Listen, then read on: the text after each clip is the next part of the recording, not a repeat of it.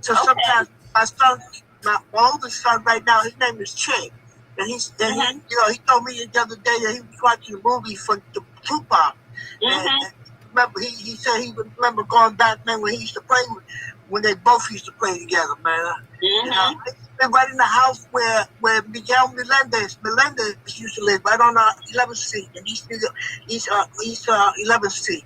Now, where Mickey used to live. Yeah, with Jennifer Lopez. No, Jennifer Lopez. My God, Jennifer Dawn. Yes, Jennifer Dorn. Now, this is very interesting. I was in the Young Lords. You were in the Young Lords, Jay? Yeah, I was in the Young Lords, but I was in the Young Lords in the prison. Okay. I was in the Young Lords there with Mickey and Felipe. And Panama. Panama is one of my very close. As a matter of fact, I hear from Panama every day. He texts me every morning to say good morning to me. Well, you know his son, Malik? Yeah, of course. Malik is my child, my grandson. Oh, yeah? Wow. Oh, yeah. Ask Malik about me. Okay.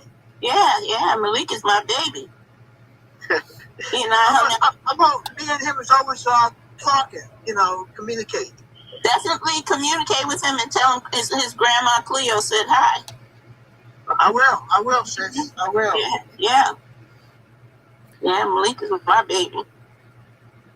His mother is my friend. And of course, Panama and I are very close. We've been close. Look, I'm the one that stopped Panama from doing drugs. Panama met me. I met him on the street. He was 15 years old. He was nodding on the corner, and I was selling Black Panther newspapers. I said, "Come here, baby." And I showed him the police selling heroin out the police car in the corner, opposite corner from where I was selling my newspapers. And from that moment on, Panama wanted to get off the drugs, and he became one of the most prolific organizers in the history. I know. What we were doing. So, yeah. Yeah. Well, right now, he's as you may know, he's in Puerto Rico. And, yeah. So I don't know when he's coming back to New York. I don't know either. He hasn't tried. I mean, I talk to him every once in a while, and he hasn't said anything about coming back to the U.S. Although I tell you, I had a meeting with the Central Committee of the Young Lords 3 weeks ago. The Central Committee got together. David Perez came in from Chicago and went to New York and got all of the Young Lords members of the Central Committee, Fee, Denise, Pablo, Juan, Felipe, the whole Central Committee, and they included me in the meeting. So it was wonderful. Yeah, that was wonderful. It was like a family reunion. Yeah, it was like a family reunion. So yes, I had a great time organizing in the South Bronx and in Harlem, in East Harlem. Yeah. I started my organizing in the South Bronx in 1966. 66. That's right. I met the Black Panthers and became a member of the Black Panther Party in 1968. Yeah. Of the Harlem branch of the Black Panther Party, and that's where I met Afeni Shakur, and we became friends because we organized together in the South Bronx and in Harlem. Yeah. Well, I was a Panther in 68, but I was a Panther in Auburn prison. Oh, okay. And then we got some of us got transferred from Auburn to Attica, and with the help of some Panther brothers in Attica, I was able to form the Young Lords Party. Then I sent a message out to Edith Morales and Pablo to see if I could authorize, make it legit. I remember that. And they gave me the permission to go ahead and and at that time that G.I. was with me. Right. G.I. is another one of my great friends. Yeah. Yeah. Well, I knew all the comrades in the the Young Lords and the Black Panthers. I was both a Black Panther and a Young Lord, as you know. Yeah. Yeah. Those were the good old days. Well, they were they were pretty good old days, but there were some bad things that happened. I know, there was a lot of bad things that happened, Yeah, and a lot of things, we didn't win everything. Our win were outstanding and great, and we won a great deal of stuff. We won. Now there's free breakfast programs everywhere in the country, run by the governments of states in the United States. So every child has access to free breakfast and free lunch. That's because of the Black Panther Party free breakfast program, which was taken up also by the Young Lords and proliferated around the country in 41 cities. And we proved, we asked the government to feed our children, and they said, no, we can't feed everybody. And we proved that we could feed as many people without one government dime, that we could feed the children. And as a result, now in 1974, the government started making every child eligible. Every child in the United States can get free breakfast and free lunch. And that's because of the Black Panther Party. It was not even a diagnosis.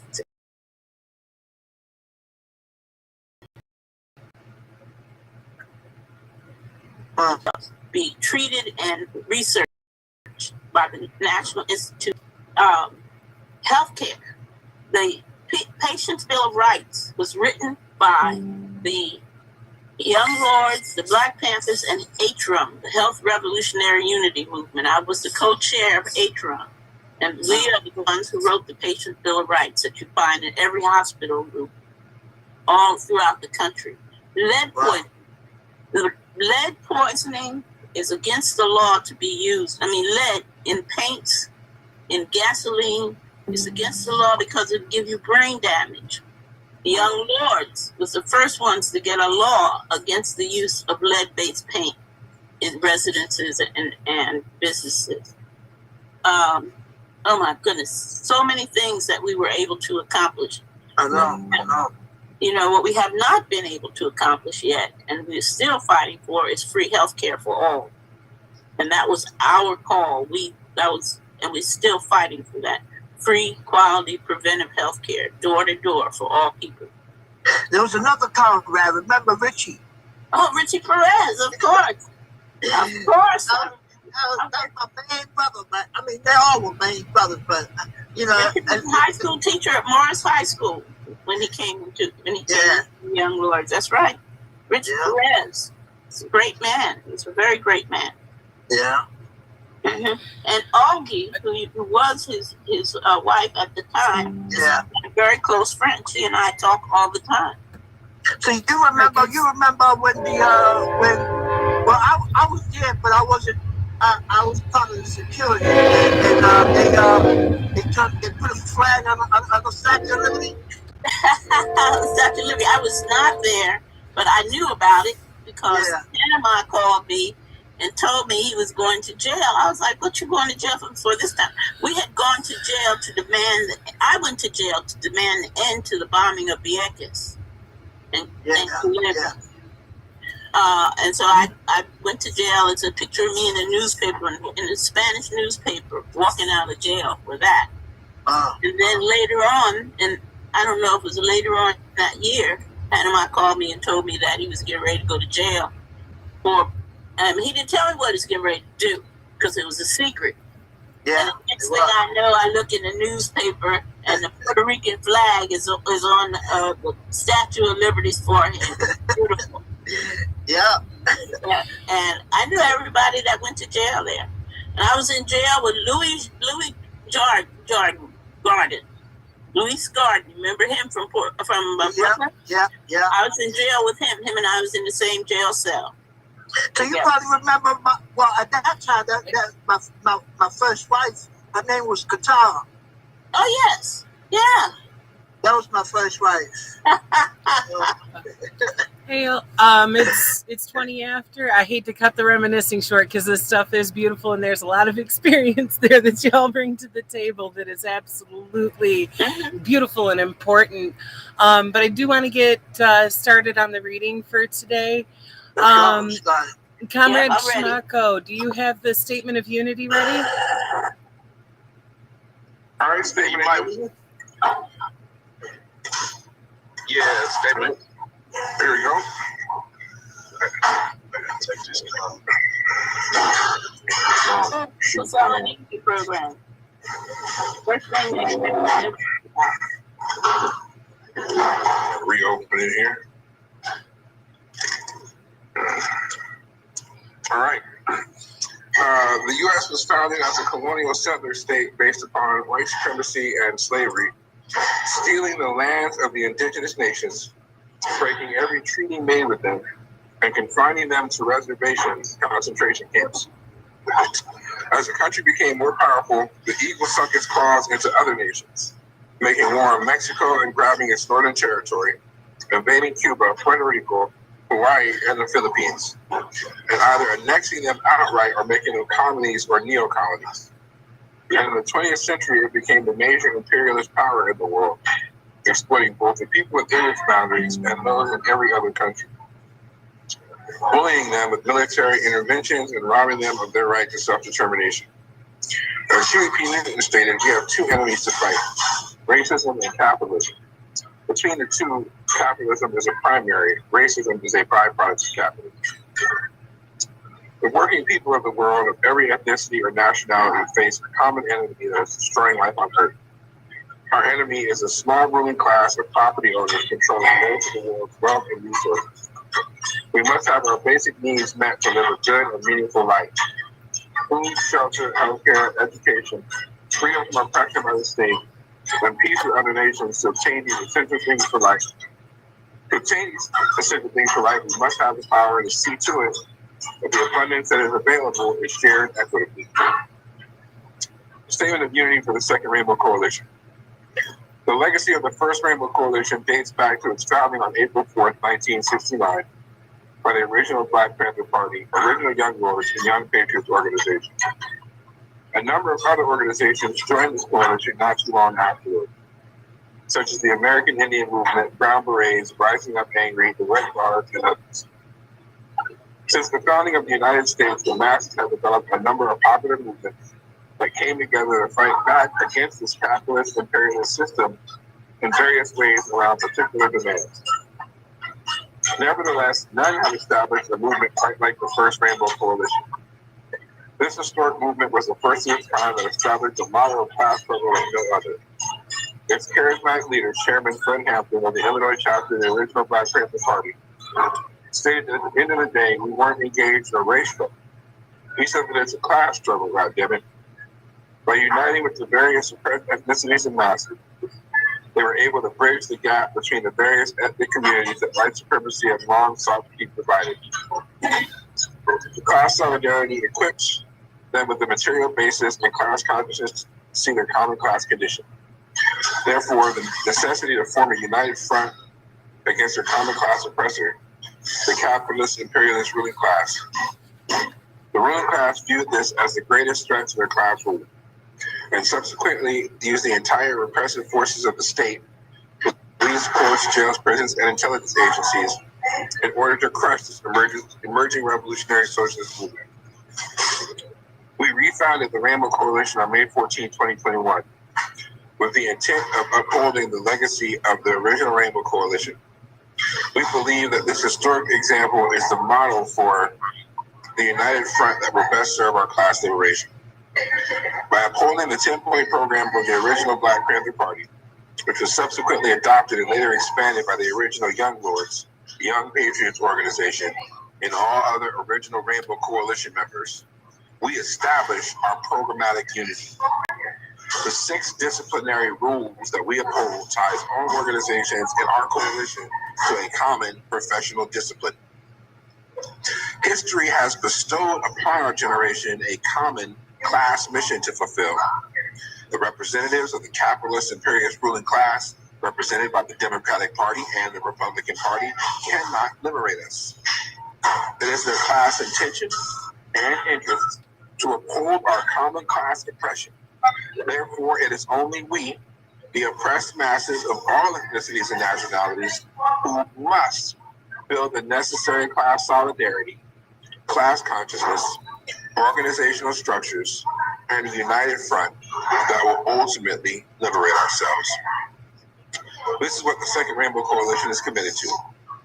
This is the historic mission we intend to fulfill. Dare to struggle, dare to win. All power to the people, boots on the ground. All members of the coalition, New African Black Panther Party, White Panther Party, Green Party of New Jersey, Poor People's Army, the Mesa National Day Brown Berets, Fury, Feminist Uprising to Resist Inequality and Exploitation, NASA, North Alabama School for Organizers, New Era Young Lords, Guardian Rebellion, and the American Indian Movement, Northeast Woodland Chapter. Pass.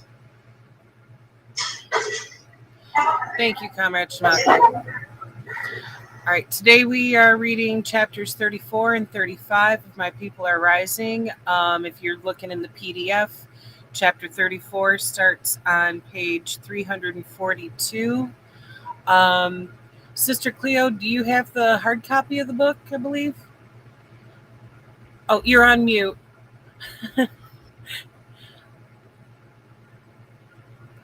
We can't hear you, Cleo. I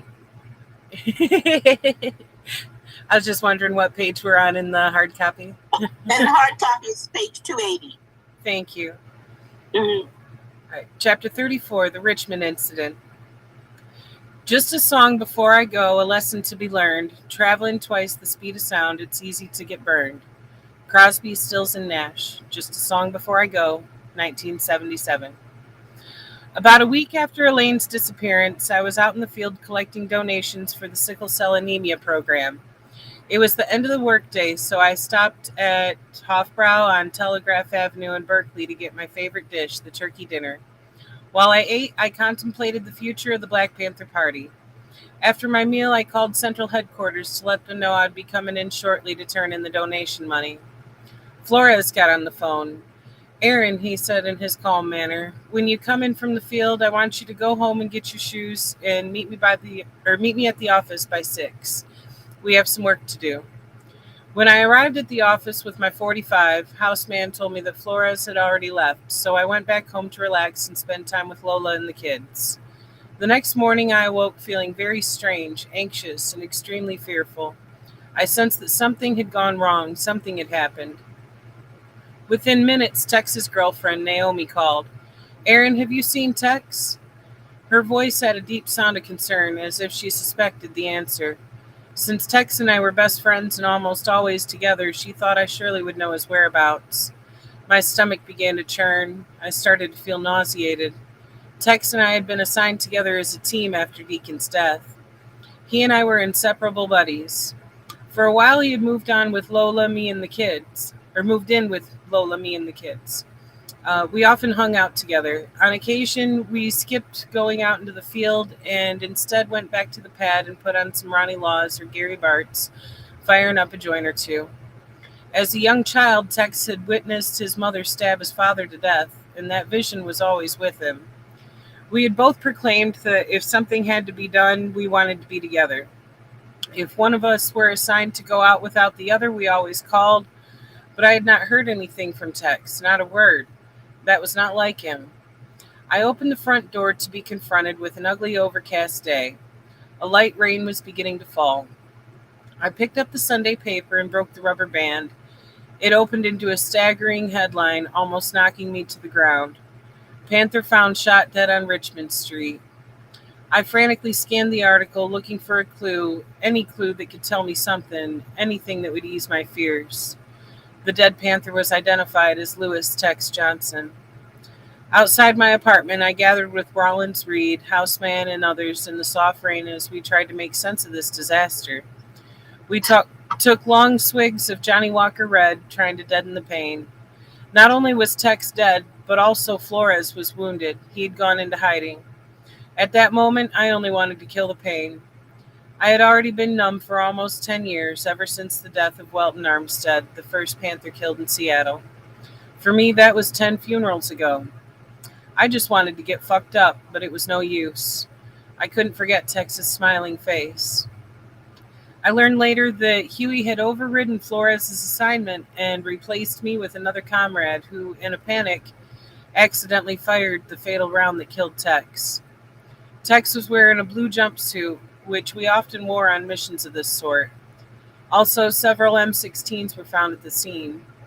The party attempted to distance itself from the debacle, later revealed to have been an attempt to silence a witness in Huey's upcoming trial.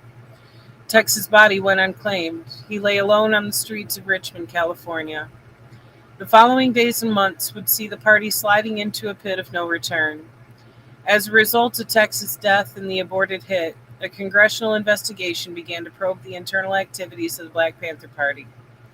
In response, Huey sent several comrades from the security squad underground, including Bethune. The horror of what had happened unfolded slowly. The night of the attempted hit, Nelson Malloy, a comrade from Winston-Salem who worked at the medical clinic, had been asked to take the wounded Flores to the emergency room. At the hospital, the nurse called the police.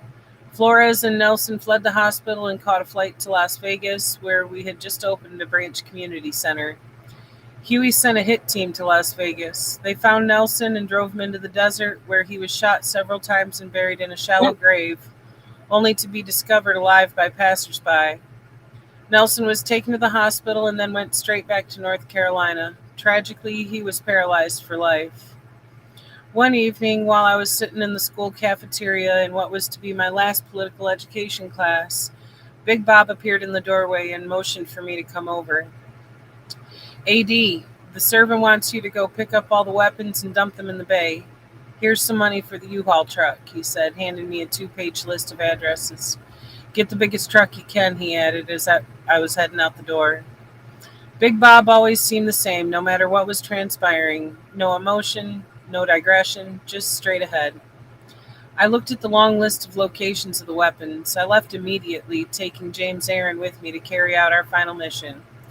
For the next 7 hours, we crawled in attics, beneath houses, beneath porches, and in other odd, hard-to-reach places, gathering the entire armament of the Black Panther Party, with the exception of shotguns and hand weapons. At 3 a.m., we made our way to the middle of the San Mateo Bridge in a drizzling rain. We parked. James Aaron and I had said very little during our gathering mission. We both knew the end was near. We also knew that if we got caught with this illegal cargo, we would both go away for a long time. We occasionally puffed on a joint, trying to deaden our senses. So much had happened in such a short time. A California Highway Patrol car lazily drove by. After it was out of sight, we jumped into action, opening up the back of the long truck. We began to pull and toss crates, trunks, suitcases, AK-47s, M16s, 9mm submachine guns, a 50 cal machine gun, a long anti-aircraft weapon, and endless trunks of ammo. We watched the party's armaments fall into the dark, cold waters of the San Francisco Bay. I came across my .30 caliber assault carbine, the twin of Elmer's, which we had purchased together. For a moment I stood and reflected on how we had spray painted the carbines black, carving all power to the people in the wooden stock with our initials. I looked at the AD one last time before I reluctantly tossed it in with the rest of the weaponry that had helped us to be the most feared and powerful political organization in American history. Unloading the truck seemed to take us forever.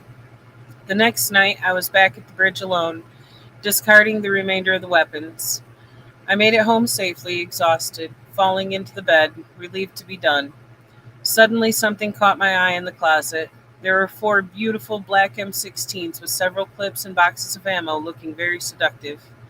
Big Bob must have dropped them off. For a second, I thought maybe I would keep these for myself, but I remembered the Panther Oath we had all taken when we joined the party. Obey all your orders and all your actions. I knew this would be a dangerous time to not obey the orders given me. I jumped up and grabbed the weapons and ammo, drove down to the Oakland Alameda estuary, and tossed the sleek black weapons into the night, listening as they splashed into the water. Damn. That's heavy. Cool. I'm curious. Any input on that from any of you who was there at the time, or involved with the party, how do you take that, when that kind of shit is what's going on there, that,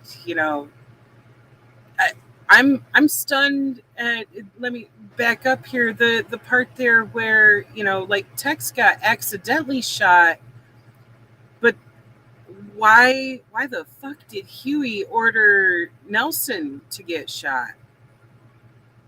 Like, does anybody know anything around that? Can I speak on that question? Absolutely. Please and thank you. Yes, I just want to remind people that the Black Panther Party was one of the most infiltrated organizations ever to exist in the United States of America. Yeah. And the infiltration went to all levels, even to the top.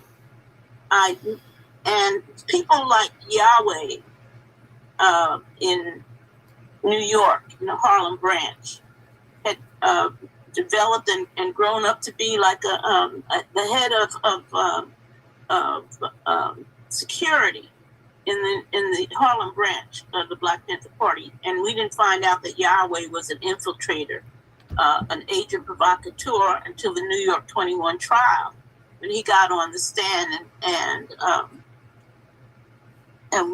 as a witness and testified. I'm sorry? No, so witness, he was a witness for the state. Yes, right? That's right. Yeah. That's Yahweh. And I mean, he was a recognized Panther, and I worked with him. A lot of people worked with him. There was another infiltrator that was grew to the top of the Black Panther Party in Harlem, and his name I can't remember at the moment, but he was the same one that knelt down in front of while Malcolm X was assassinated, and was the last one to confirm that Malcolm X was dead. Then he joined the Black Panther Party. Then he testified and received his gold badge, and became a lieutenant in the New York City Police Department. And I wish I could remember his name right now, but I can't. And anyway, I'm just saying that so that people were very paranoid. And Huey, among all of us, was one of the very most paranoid of all, as you could probably tell.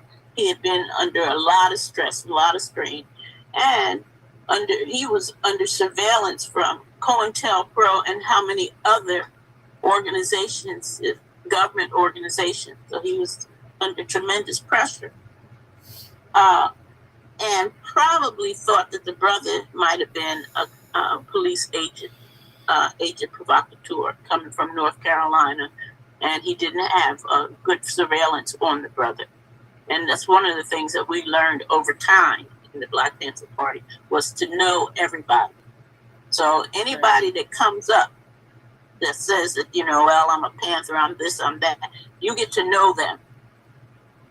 And you don't and you don't make friends with them until you find out exactly who they are, until you meet their mother and father, until you meet their sister and brother, until they take you to their house. Otherwise, and the same in the Young Lords. The Young Lords were very highly infiltrated, and today you should know that any organization that is a justice organization that's fighting for justice and equality is highly infiltrated by organizations that would be like the COINTELPRO, would be like the FBI, we like the CIA, we had all kinds. We like the state and local police organizations also. So just be aware and knowledgeable that you are under surveillance if you're involved in something like this. Absolutely. And do your security. That's all I gotta say. But the reason probably was that Huey thought this brother was a infiltrator, an agent provocateur inside the organization without knowing anything about him. That's what I was wondering too, because like COINTELPRO got in super deep, and COINTELPRO is still alive and well too. That's right. A lot of people don't realize like those programs never ended. That's something we still have to watch out for. That's right. Man. I must say that COINTELPRO has advanced since the times of the Panthers and since the times of the Laws. They have advanced tremendously. And I noticed it reading some of my books, which I read all the time, you know, about the Panthers and the laws. I noticed that today, the COINTELPRO, their way of doing things is to the families. You know, they I don't know, for some reason they just get so close to some of our families, and that's how they keep abreast of all the things that I'm doing as an example. You know, by infiltrating my family and making my family believe something that is not. You know, they become friends with them and all of that stuff, and they don't even know they're police. The family don't even know they're police. That's their tactics today is much more advanced. I just want to say, you know, that the FBI used to come and visit my family. Yeah. 3 or 4 times a year, and I was in. My family was in Philadelphia, and they would contact me. My family would contact me and say that those suits were here looking for you again, and talking about you, you know, and saying that you're a Black Panther, saying that you're this or that. So yeah. Yeah, they certainly aren't shy about it neither. Like, hell, even during the Occupy days, one day I had pulled back up to our camp in Flint, and right across the street there's a huge office building, and Homeland Security had set up an office over there just to be able to look out the window and watch our camp. We found out because one of the people who worked at the cable company was actually part of our group, and he helped install all the shit over there in their office for them to surveil us with. And after we did a demonstration at Senator Stabenow's office and had left a copy of the Constitution and the Bill of Rights saying, have her read this so she can see where she has committed treason against the people. Then they started, you know, coming at us even harder. And one of them approached me as I was pulling up to the camp and tried to threaten me with that indefinite detention provision that was in the NDAA bill for the year, of being able to arrest you on any accusation they want to come up with off the top of their heads of, oh, well, if you have more than 2 weeks worth of food in your home, you're a terrorist. If you carry a camera with you anywhere, then you're a terrorist. All this other stupid shit, and tried to threaten me with that. And I was just like, are you fucking kidding me? This dude's like rolling up on me in a black on black Chrysler 300 in a black suit and trying to look all fly and shit. And I'm like, you're not scaring anybody. You just showed your hand, you know. But they try to do intimidation tactics like that and try to come at people. Like at the time, they had also broken into my house and searched my shit. They'd broken into my family members' houses and searched their shit. And I was like, did you enjoy my bong collection? Like, we ain't criminals. We're out here fighting for justice. It's ridiculous some of the links that they'll go to for that type of shit.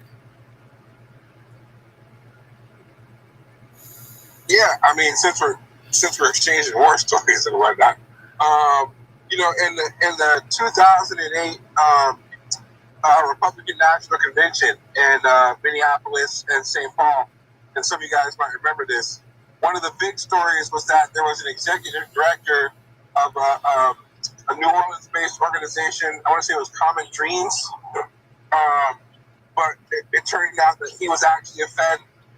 He was out at those protests, and so he was, you know, operating for the Feds both in New Orleans as well as in Minneapolis.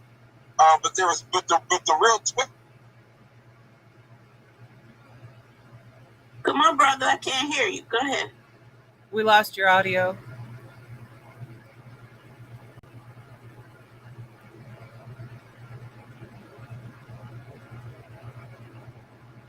Comrade Schmacko, you still with us?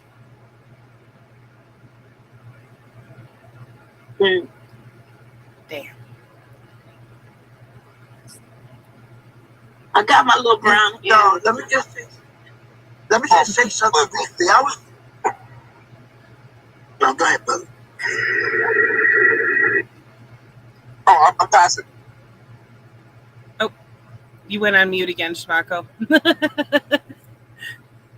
Oh yeah, no, I was passing. That was it. I passed. Oh, okay. Your audio had cut off like halfway through your story.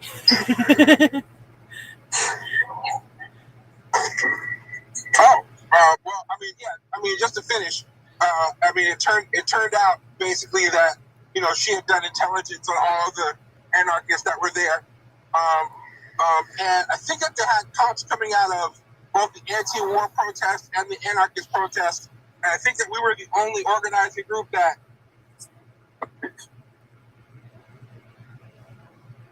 We lost him again.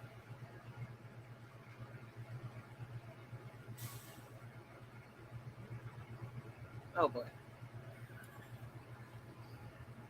Oh, and now he's back on mute. Okay, well, hopefully he can get the audio issues squared away and be able to tell us the rest of that. In the meantime, anybody else got any thoughts to contribute?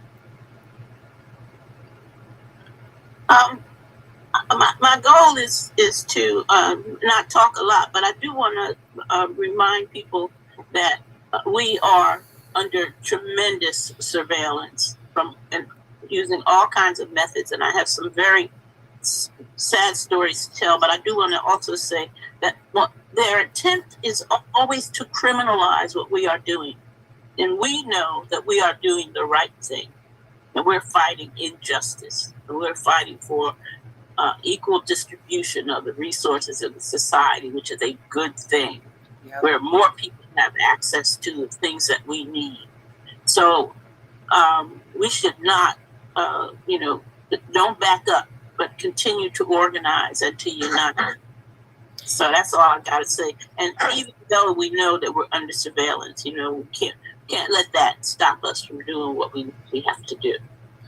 Right, because when it comes down to it, this system treats things that are human rights as if they are commodities like housing and food and healthcare. And there is such a lack of ethics going on there that we have no choice but to address, because these things are not commodities.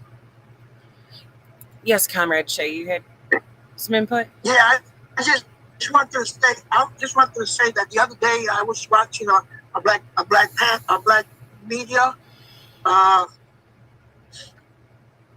podcast, and the woman was on it, and he was talking, and all of a sudden, just for one moment to the other, it went berserk, and he wasn't able to communicate with people.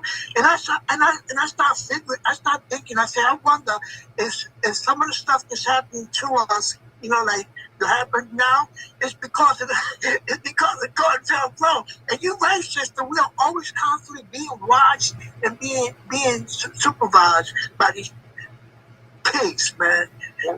So I just wanted to say that, because sometimes when people the audio just goes blank, I wonder if it's real. Is it technology, or is it the beast that is watching us?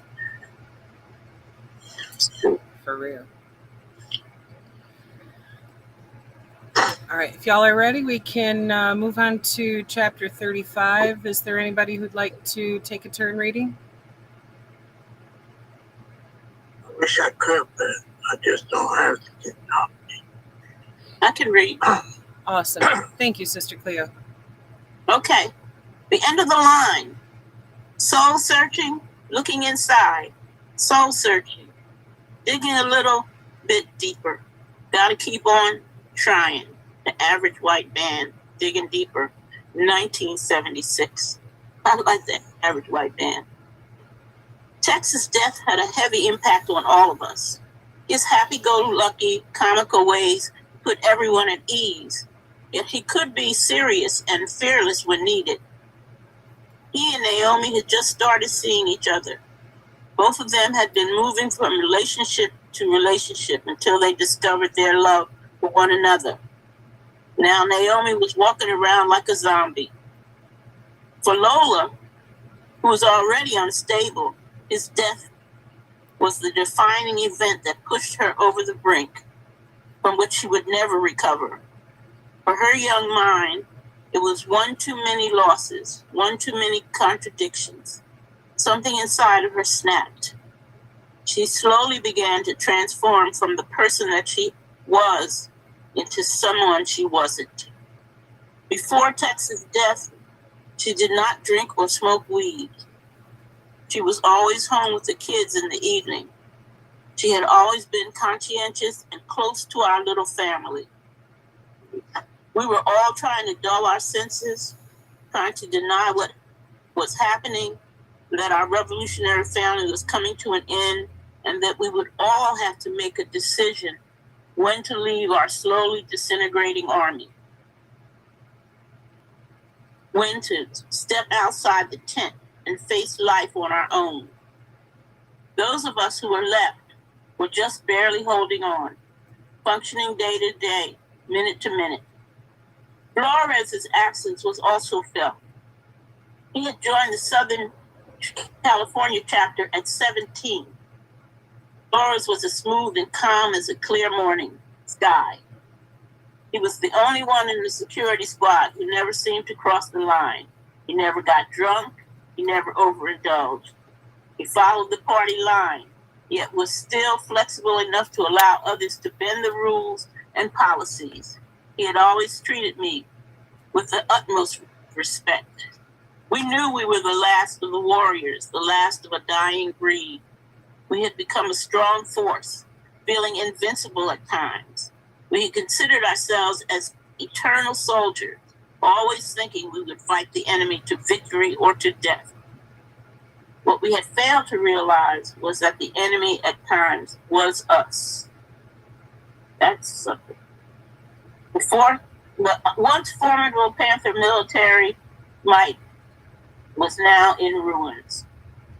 For 12 years, people like Glenn Mandan and Randy Williams and Field Marshal Don Cox, Orlando Harrison, Robert Bay, Geronimo, Valentine, and many others had maintained the military power and expertise of the party. All these comrades were now either imprisoned, dead, or on the run, or disillusioned. The weapons themselves were at the bottom of the San Francisco Bay. My mind in a daze, I felt no more enthusiasm, no more hope that we could continue to move the party forward. And after all, that is what we lived for. Without the hope of the future, there seemed to be no more reason to live, no reason to exist.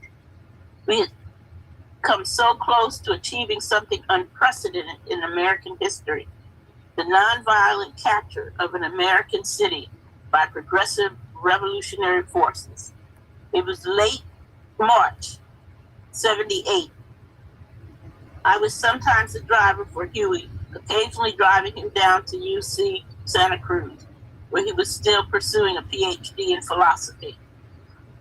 During those drives, our eyes would meet in the rearview mirror.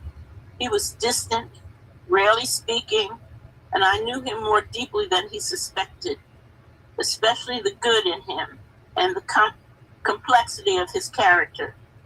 He once asked me, "Aaron, how do you keep that inner tube from growing around your stomach? Mine is getting big." "I stopped eating red meat," I answered, wondering if he would engage in conversation. He didn't.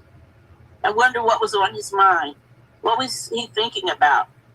I thought back to the time I first laid eyes on that baby face. He was behind steel blue bars in the Alameda County Jail. April 1968, those were the better days for him. Now it seemed nothing he did made any sense. I wonder what happened to him between our first meeting and his release from prison in 1974. In prison, he had been brilliant in his leadership of the party, inspiring us to move forward against all odds. Many of us had thought that upon his release, Huey would set about correcting the mistakes others had made in handling the party while he was incarcerated, that he would set everything right. But something had happened to him. Huey used to joke, a funny thing happened on the way to the forum. In the case of Huey P. Newton, whatever happened was deadly serious. Most of us will never know the truth. There would be speculation that the government used some form of mind control or psychological experimentation on Huey while he was locked up in the California penal system. Maybe he never meant for the Black Panther Party to grow into a national and international organization. Maybe the party would have developed differently if the government attacks on us had not been so fierce that they led to the elimination of key leaders like Fred Hampton, Bunchy Carter, and the exile of important figures like Don Cox and Pete O'Neill. Maybe things would have been different if Bobby Seale had not been locked up in Connecticut upon Huey's release. According to many memos between J. Edgar Hoover and Richard Nixon, the government's goal was to eliminate the Black Panther Party by 1969. It was due to the ferocity and the determination of the party and its members that we survived as long as we did. It was a cloudy day when a knock came at my door, and there stood Randy Williams, broad-shouldered, muscle-bound. From the 9.5 years in Soledad prison, he had done his time as if it had been a stroll in the park, and at the conclusion of his sentence, he came straight back to the party, as if the revolution were still occurring. Poison had recently done the same. Hey, Aaron, Huey told me to come by and pick up the key to the car, and you're 45. I was not surprised or particularly concerned, for I knew this would push me closer to leaving. I handed him the keys. I picked up my Colt Combat Commander, the weapon that had been my constant companion for the last 4 years. It was like giving up a part of me, something familiar and close. Reluctantly, I handed the gun to Randy. Oh yeah, Randy added, you are to report to the school for maintenance. We barely looked at each other as he left. The door had been opened, but it took one more incident to push me over the threshold. One evening, soon after, I was part of a truckload of comrades dropped off in San Francisco's Broadway district, a popular destination for tourists and money tipsters. We were passing out flyers for an event in support of Huey's upcoming trial. I went to a popular spot called Enrico's and began handing out flyers to the customers. I approached a table where a white couple and a black gentleman were sitting. The black gentleman took one look at the flyer and jumped up and began a tirade. Huey Newton is nothing but a two-bit gangster, he angrily yelled. He's a murderer and a two-bit thug. I looked closely at the man as I prepared to respond and recognized the face of someone I had once admired. It was Bill Cosby. I had spent my late nights as a young teenager watching Bill Cosby and Robert Culp as tennis-playing spies in the TV show, I Spy. I remember that show. A groundbreaking series for its time. There were very few, if any, black actors in leading television roles, so it was a complete joy to watch this cool and funny black cat on TV. I was surprised at how short Cosby was in person. I was also shocked at his explosive anger and his disparaging remarks about Huey. After he finished his tirade, I could do nothing but walk out. I had no defense of our embattled leader. Everything Bill Cosby had said was true. The remarks had hit home for me. And coming from Bill Cosby made it worse. Not necessarily because of what I had once felt for him as a performer, but more because he had gone on to represent everything we were against. He was fast becoming the poster boy for a new integrated America, the me generation that espoused get-rich individualism, stripping away the cultural communalism that Black Americans once had, communalism that put our elders and children and community first. Cosby and others were in the new Black elite would go on to become filthy rich, pushing consumer brands like Jell-O in an almost minstrel fashion, with no political consciousness, on no talk of struggle or change for humanity, as if Dr. Martin Luther King Jr., Malcolm X, and others had given their lives for nothing. On the ride back in the truck, I said very little. How had it all come to this? I felt both a great sense of sadness and smoldering anger. Sadness that the once powerful Black Panther Party was on its knees, its dedicated members scattered throughout the world, dead, imprisoned, or exiled. Anger that without the party, there'll be no more response to a Bill Cosby's of the world. They would be held up as the models for Black America, ensuring that the end of what we had cherished, our families, elders, and communities. The next day, I was driving across the Bay Bridge, coming from a party demonstration in support of Synanon, a drug recovery program which was under fire from the state and from former participants. Huey had ordered us to go to this demonstration. And during the marching, I had no desire to be there. I no longer had any energy to represent falsehoods. As I made my way across the long gray bridge, I realized it was almost 10 years to the day that I had passed this way with Tommy Jones and Robert Bay, the two comrades who had ushered me into the party. We had stood together on a hot, muggy night in 7th Street in West Oakland, along with Orlando, Randy, and Landon, our black leather coats riding our weapons as we defied the Oakland police. I thought about the many times I had ridden across the bridge with comrades, headed to the Frisco office or to the distribution center, to meetings, to the airport, to pick up or drop off a weary Panther. Too many faces of too many beautiful men and women willing to stand strong against monumental odds, the constant arrests and the attacks, the 35 dead comrades. We had won over the people with our programs and our beliefs in our leaders and ourselves. It's all over, I said to myself, looking out over the bay. I held on until the end, and for me, the end was now. I arrived at the office and was confronted by Lonnie D., the acting OD, that's officer of the day. Here's 50 papers, he said. I'm not going out to the field, I responded. I'm taking a leave of absence. I think that was the first time I'd ever refused a direct order. You need to call Big Bob, Lonnie D. replied. I called Big Bob and he said to come over. So I headed to the house on 10th Street. Big Bob had just finished showering. His huge body was draped in a towel. Looking in the mirror, he shaved the whiskers from his face. I noticed his .45 in his leather holster hanging on the door. What's up, AD? Bob, I need to take a year off to rest and think things over. There were some comrades that were fearful of Robert Hurd, but I had always felt comfortable around Big Bob.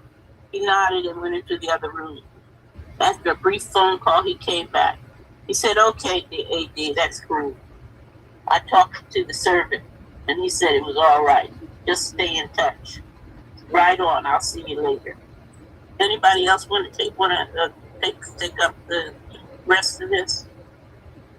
Not that much. All right, I can continue. I can. I left. At that moment, I became a civilian for the first time in 10 years. I had done it. I had successfully separated myself from the party without fully cutting myself off, which is more than I can say for most. The usual voluntary exit was made late at night or while out in the field under the duress of fear.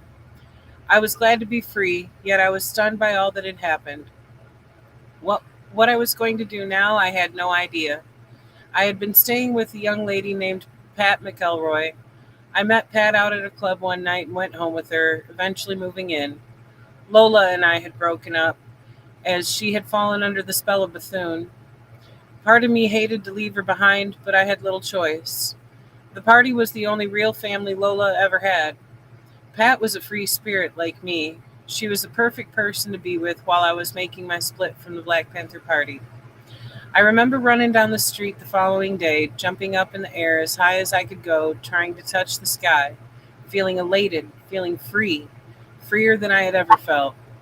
That evening, though, the joy quickly turned to sorrow as I went through the old copies of the Black Panther lying before me. Tattered pictures of Bunchy Carter, Fred Hampton, Chairman Bobby, the revolutionary art of Matilda and Emery, and the images of the New York 21 and of fallen comrades. I attempted to describe for Pat the memories from these past 10 years of my life and the significance of the pictures of these brave men and women I had grown to love. I turned to hide the tears slowly dribbling down my cheeks. I looked at the clock.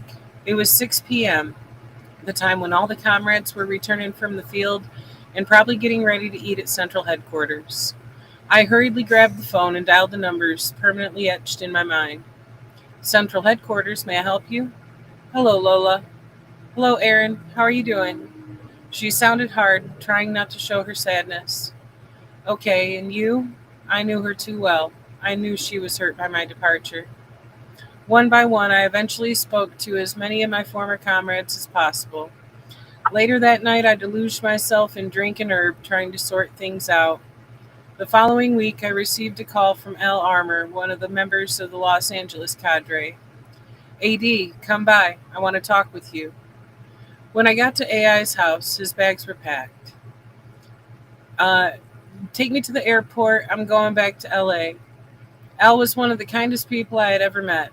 He had joined the party while attending college at UCLA.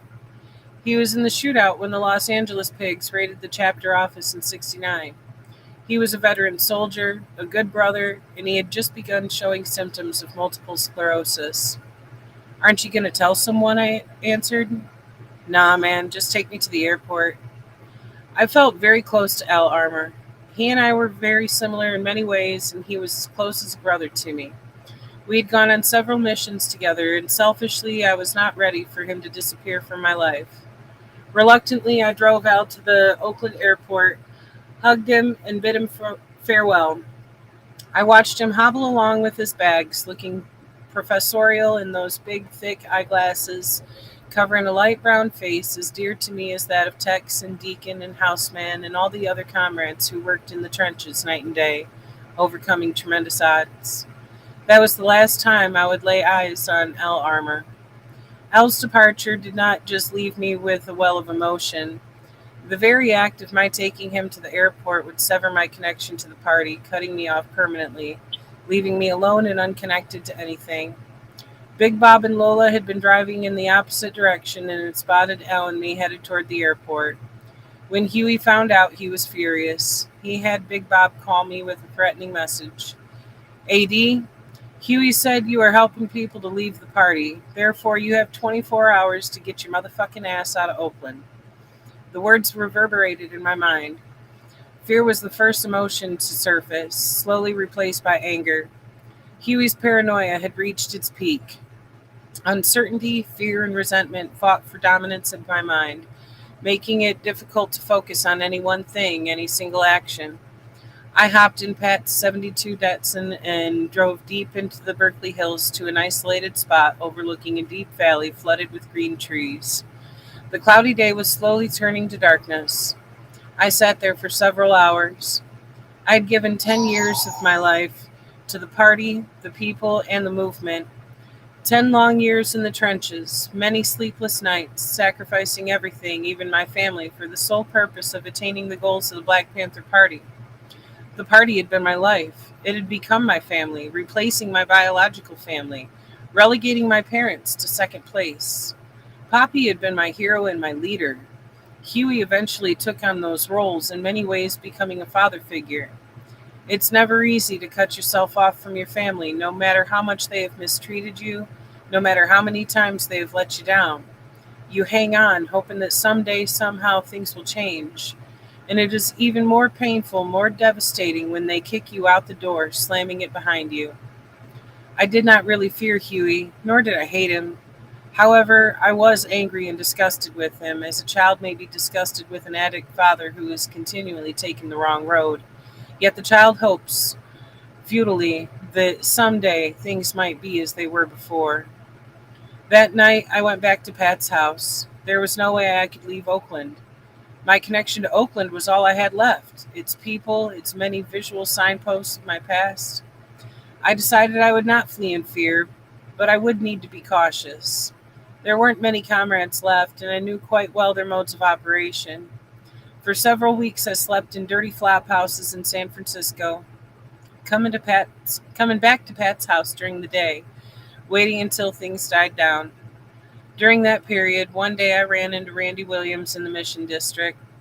When he approached with a smile on his face, I knew not to have any fear. He said, "Man, I left the party. Huey's gone crazy." I wasn't surprised when Randy told me Huey wanted me dead. We chatted for a few minutes before he went on his way.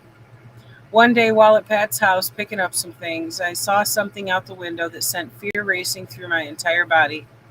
It was Big Bob in the black Lincoln Town car. I watched as he slowly got out.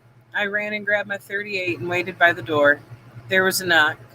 I wanted to answer. Part of me sensed that Bob was coming by for consolation, but the other part of me, the fearful, paranoid part of me, held back. Bob eventually drove off, leaving me to wonder not just about the purpose of his visit, but also why I did not open the door. A week later, I learned that Big Bob had broken down in tears, telling Huey he could no longer take it. He had hung on as long as he could, holding on to the family to which we had all pledged our undying love. When I heard this, I was guilt-ridden for not having opened that door. It would be many, many moons before I saw that gentle giant again. I remember when Big Bob lent me his copy of the Book of Five Rings, A Guide to the Way of the Samurai. It was a book Huey had ordered us to study. Big Bob was the quintessential samurai. Hard, soft, warm, cold, merciful, merciless. He was a huge presence, not just in physical size, but in terms of his humanity as well. In many respects, our lives in the party often mirrored those of the samurai. We lived to fight and die, upholding a certain honor and a certain code, while all along living our lives as the freest of men and women. We fought for our warlord, for the unification of our people, until the end. Now there was nothing more to fight for. The end seemed to come so fast. We had passed through so many phases, so many ups and downs, always emerging victorious. The early days of self-defense, when Huey led armed, defiant young men and women against the racist police forces, set an example that spread through America and created an identity of resistance and rebellion that put Huey and the party in the international spotlight. In Seattle, people like Lou Jack, Bobby White, Bobby Harding, Mike Tagawa, Chester, Steve, and others armed themselves, as did thousands of others across America at the time, serving notice to the pig power structure that this was a new day. The retaliation from the police was swift, relentless, deadly. Our Minister of Defense was wounded defending himself and sentenced to prison, a pattern that would repeat with many others across America. We implemented services and programs for the poor, the needy, the downtrodden, capturing the hearts and minds of millions throughout the world. In response, the U.S. government waged an unprecedented war, covert as well as open, against the Black Panther Party and its members in particular, and against the left as a whole. We buried many of our comrades. We left even more locked away for life in dungeons and prisons throughout the empire. Yes, we made grave mistakes that eventually contributed to our demise, but we were always able to rebound, rebuild, recoup our losses, and recruit new soldiers into the ranks. It was the incremental dismantling of the party by its own founder that sealed the end to the physical organization of the Black Panther Party, leaving us with only bittersweet memories. For those returning to their families and communities, there would be no cheering crowds, no open arms, no therapy, no counseling. Marsha Taylor, formerly Marsha Turner, committed suicide, I was told. The brilliant young woman who at age 16 was national coordinator of the breakfast program had married Van Taylor, a captain of the San Francisco chapter, and they had left the party together around 1972. I heard that Calvin Bennett, a tall, dark brother from the Oakland chapter who had worked security at the lamppost, had also taken his own life. Poison died homeless on the streets of Berkeley. Some fell into despair, joining the masses of walking wounded in America. Many eventually picked themselves up and dusted themselves off and went on to become lawyers, professors, engineers, entertainers, filmmakers. Many others continued their own forms of activism by becoming gang counselors or committing themselves to another cause. Some went into politics. Many continued to do the work of the party in some form or another. As for me, my own journey was not yet concluded. And that wraps up chapter 35. And again, heavy. Holy shit. Listen, let me bring Sister Cleo. Have you ever seen his book? Sister Cleo, you still on mute. There we go. No, I haven't seen that book. The Black Panthers. Who's it by, Jay? It's by Brian Shee and Yahuwah Williams. Oh no, I haven't. That right there, he just passed away. Him and his brother both passed away. Well, I just got this from the library. I want to read it. It got a lot of good information in there. Yes, the West Coast. Those are West Coast brothers. Oakland and Oakland and San Francisco branches mostly. Okay. Yeah. I just gotta be careful when I read it because the West Coast and the East Coast, they were at war with each other. Well, we weren't really at war, but they threatened the East Coast. I was on the East Coast, of course. Yeah. And the West Coast, there's some fighting internally in the Black Panther Party, for sure. And some people got killed on the East Coast as a result of that struggle. So we can say that. But I left the Black Panther Party in 1972.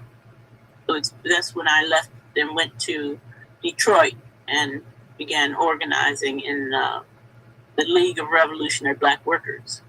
So I really can't talk about my experience beyond 1972. So this is really good for me to read what was going on. I heard Huey, everybody tells you, Huey went crazy, all that.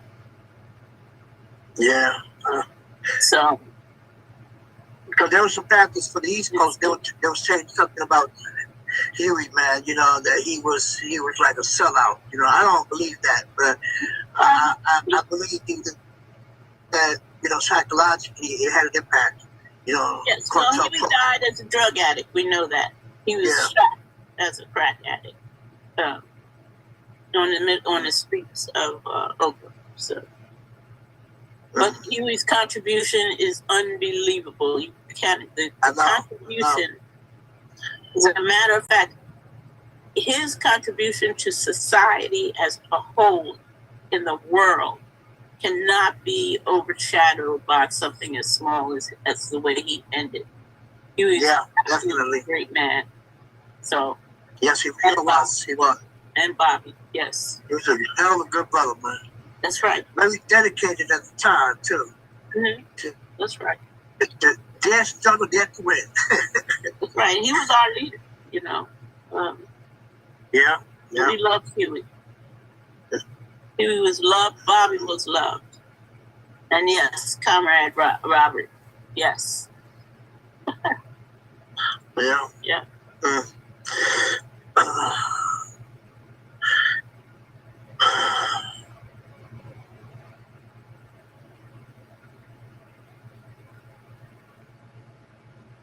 Yeah, Rob said he succumbed to the trauma. It's true. Yes, that's true. And let me say this also, that it took me a little longer, but I also succumbed to the trauma of the ending of the Black Panther Party. And a very bad, the takeover and the breakup, by the way. COINTELPRO broke up the struggle to build a revolutionary party in this country.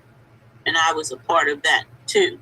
There was a struggle for us to unite several organizations, the Black Workers Congress, the Puerto Rican Revolutionary Workers Organization, October League, the Revolutionary Union, Iwar-Kun, the Brown Berets. And our goal was to build a multinational revolutionary Marxist-Leninist party in this country, and that was broken up. So what they did is that they went through each organization and just destroyed each organization, and I was victim to that.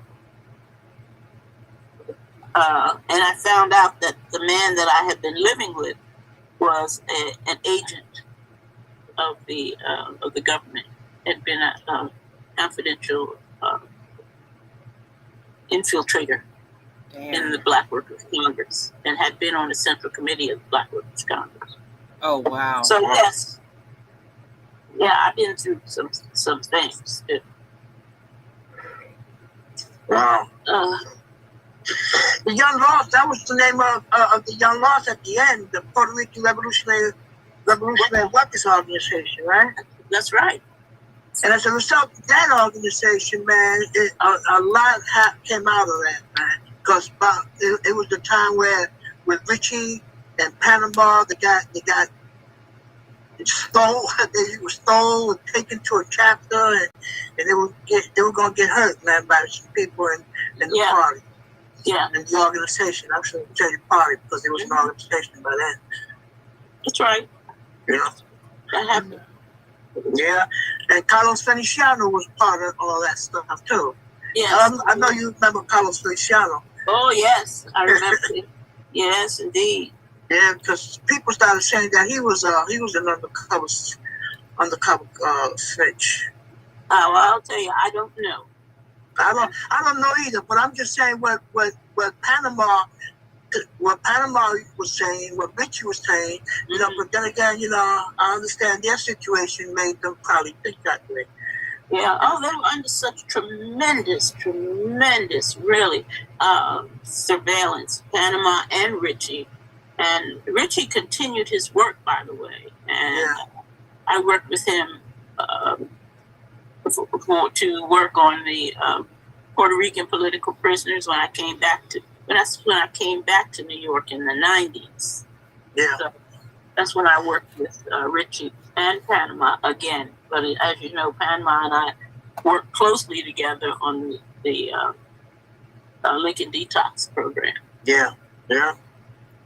So yeah, it was very difficult. But let me also say that we had some of the greatest organizations to ever be built in this country. Black Panther Party and the Young Lords Party and the Brown Berets were some of the greatest organizations ever to be established in this country. Some of the strongest and most disciplined and well-read group of people who understood what our goal was, who were strong and willing to die. And I never believed that I would live to be this age. I was expecting to die on the streets of the United States fighting. That's what I say. That's what I say sometimes. Mm-hmm. That's true. Yeah. I look at myself and I say, wow, man, this must be a miracle. Because I should have, you know, I mean, according to my experiences, especially like in Attica, you know, they should have killed me too because I was one of the leaders. Yeah, you know? I remember you, Che. As a matter of fact, I remember you sitting at the table negotiating at Attica. Yeah. Okay. Yeah. There you go. So yes, I know who you are.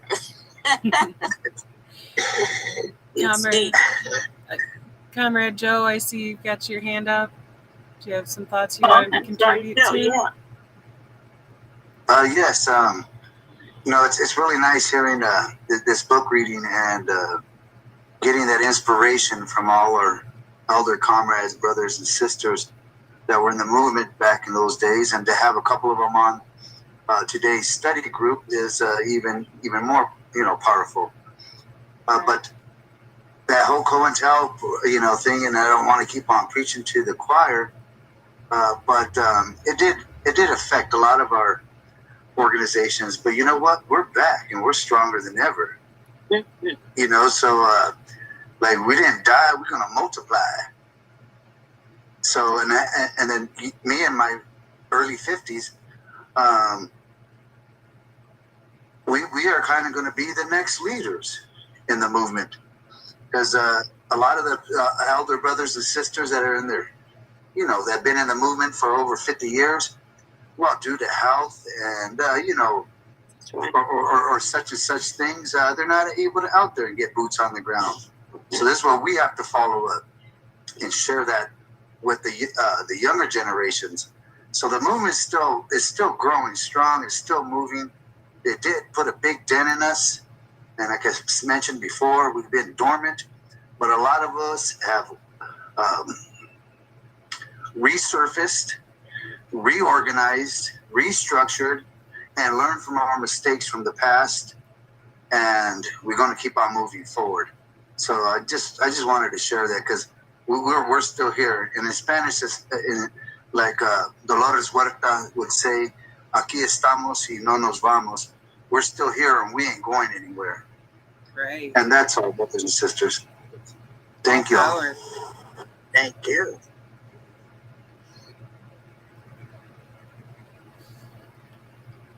Honestly, this is a beautiful privilege to have you guys on board here, and for you guys to be able to share your experiences and the things that you've learned from those experiences back then and what we can bring into modern context now and be able to move forward with.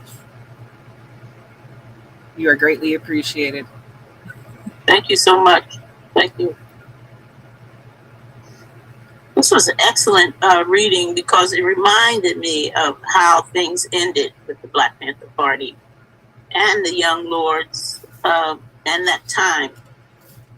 And the question that so many people have asked is, which was more important to the demise of the Black Panthers and the Young Lords? Was it the internal us, or was it the COINTELPRO? My answer to that question is it was both. That one of the things that really made for the ending of the movement was this masculine struggle for power, individual power, instead of understanding that it is not about individuals, one man who's going to be the boss, going to tell everybody else what to do. That's the worst possible. Look at what happened to you. As a matter of fact, right? If you want it, and that's why it's wrong for one person to be trying to run everything. And if it happens, it's going to be destructive, and it allows that one person to be the target of COINTELPRO. And what they do to you if you are the only leader is really horrible things. That first of all, they look into your background and they study you, and then they build up a folder on you, and they analyze your psychology, and they mess with your head, and they mess with your mind. That's why it's wrong to be fighting for individual leadership, with all the things that will happen to you. And that's why it's so important to have a panel of leaders, and everybody should have different skills, and that committee of leaders is the ones that make a decision together, as opposed to one individual trying to make decisions all the time and trying to tell everybody else what to do. That's not how that's not how a strong organization works. And I say that again and again. Do not let one individual run anything, ever. Because it's not about one individual, it's about a group, a team, a strong group of people. Yep. And that everybody's a leader, and not just one person is a leader. And if you look at the Black Panther Party and the Young Lords, there are so many leaders, so many levels of leadership. And everybody was recognized as a leader. And when a decision was made, it was made with a group of people. That's how the work got done. So I just want to reemphasize to everyone that we're working with, that it's not one individual. Don't try to be the boss. Because if you do, then you are working to destroy your organization. Try to build. That's right, and yourself. Yep. Try to build teams. Yep. We've got to have that cooperation, that transparency, that accountability. These are the things that we are calling out in this illegitimate colonizer government that are why it does not work for the people. We have to do better. And that is one thing I can say I'm very happy for, to actually see that has changed in how the parties operate today. That, if there's not consensus on things, then they get discussed and talked out until a consensus is reached amongst all leadership, and not just one person barking out orders or anything being allowed to devolve into like a cult of personality type thing, So it at least is going better in that direction of, there being that balance there of everyone having a voice. That's what we need. And Joe, I see you got your hand up again, comrade. Yes, like that saying says, everybody wants to be a chief and nobody wants to be an Indian. Too many chiefs, what are they going to do? I mean, we need strong soldiers out, in the front.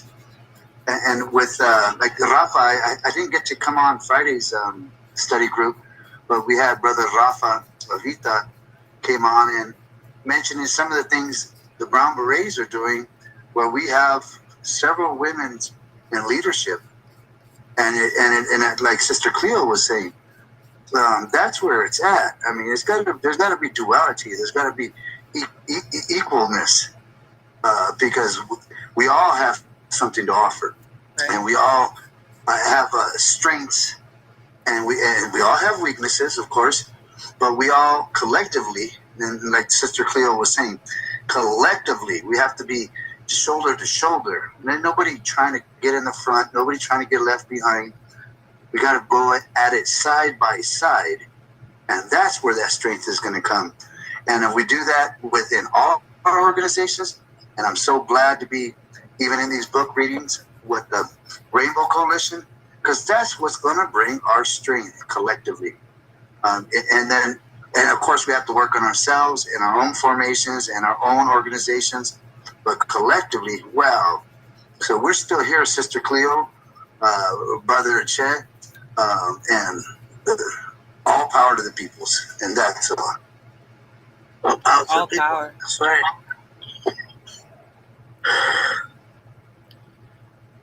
Does anyone else have any thoughts to contribute before we wrap this up?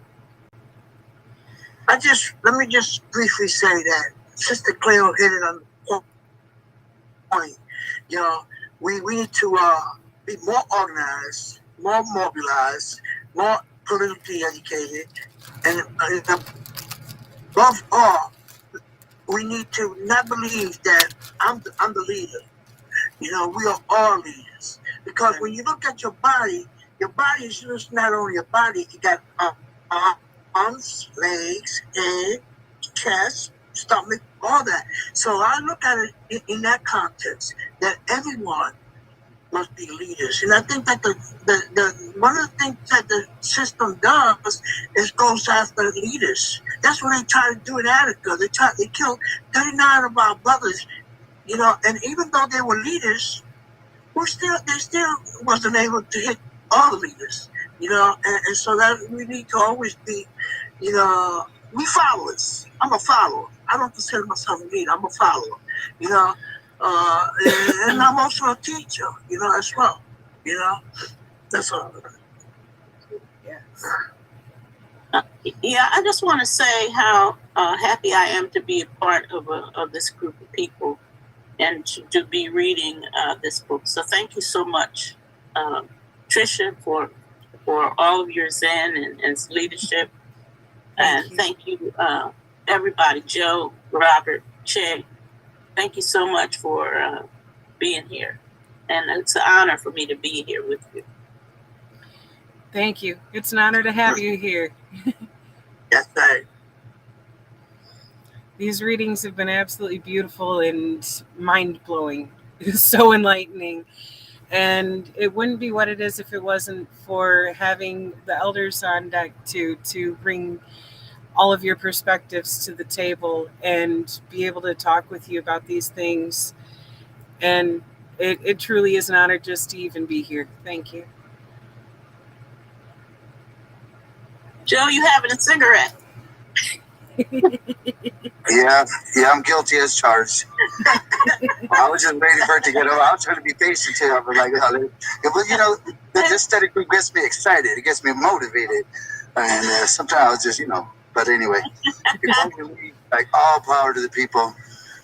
We got to build our brown, black, and red nations and free the land, free the land, free the land.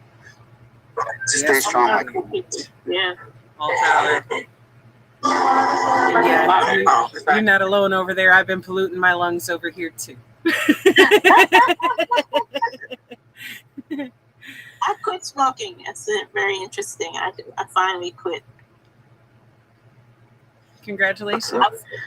Well, I gotta remember that, sister. I'll try not to smoke in front of you because Oh no! You can smoke in front of me. I've been off with cigarettes for years, but I was a little smoking train for a long time, many years.